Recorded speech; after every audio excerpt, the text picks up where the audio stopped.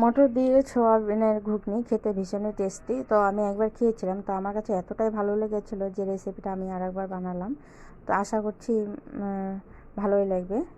তো hello everyone, কেমন আছো তোমরা? আশা করছি সবাই ভালোই আছো।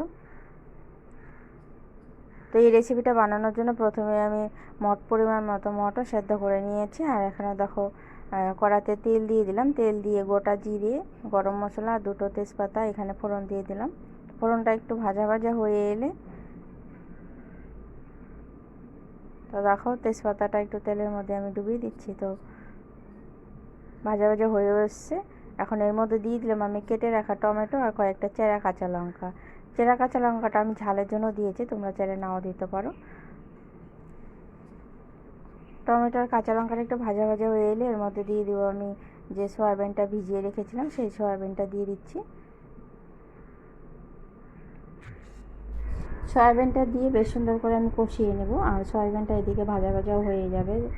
তো দেখো অনেকটা পরিমাণে ভাজা ভাজা হয়ে গেছে। এখন এর মধ্যে দিয়ে দিলাম পেস্ট করে রাখা মশলা। তো মশলার মধ্যে আমি এখানে পেঁয়াজ রসুন ব্যবহার করিনি, তোমরা চাইলে দিতে পারো। আমাদের একজন খাবে না, তো সবার চিন্তা করেই করতে হয়। তো তোমরা চাইলে দিতে পারো। তো পেস্ট করা মশলা দিয়ে আমি আরও সুন্দর করে কষিয়ে নিচ্ছি, এতে করে সয়াবিনটা সুন্দর এর সাথে মেল্ট হয়ে যাবে। এখন এর মধ্যে দিয়ে দিচ্ছি আমি পরিমাণ মতো লবণ আর চিনি। হলুদটা আমি মশলার সাথেই দিয়েছিলাম। ধনিয়া গুঁড়া, জিরে গুঁড়া একসাথে আমি মিলিয়ে নিয়ে দিয়েছি।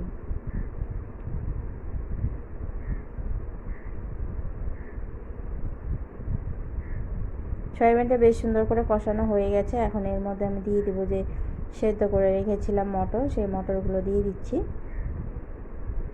মটরগুলো দিয়ে মটরের সাথে আরও বেশ সুন্দর করে আমি কষিয়ে নেব, কারণ মটরের মধ্যে অল্প জল আছে, তাই একবারে বেশ সুন্দর কষানো হয়ে যাবে। এদিকে মটরটা যে দিয়েছি সেই মটরটাও বেশ সুন্দর মশলার সাথে মেল্ট হয়ে যাবে।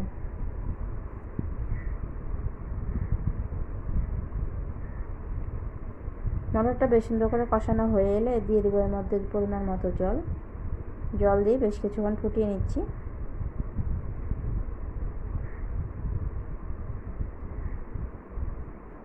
তো এর মধ্যে পরিমাণ মতো জল আমি দিয়েছিলাম, জল দিয়ে আরও বেশ কিছুক্ষণ ধরে ফুটিয়ে নিয়েছি। আর দেখো খুব সুন্দর গা মাখা হয়ে গেছে। এখন উপর থেকে দিয়ে দিলাম আমি গরম মশলার গুঁড়ো। তো গরম মশলার গুঁড়োটা আমার বাড়িতে করা ছিল, সেটাই আমি ব্যবহার করছি।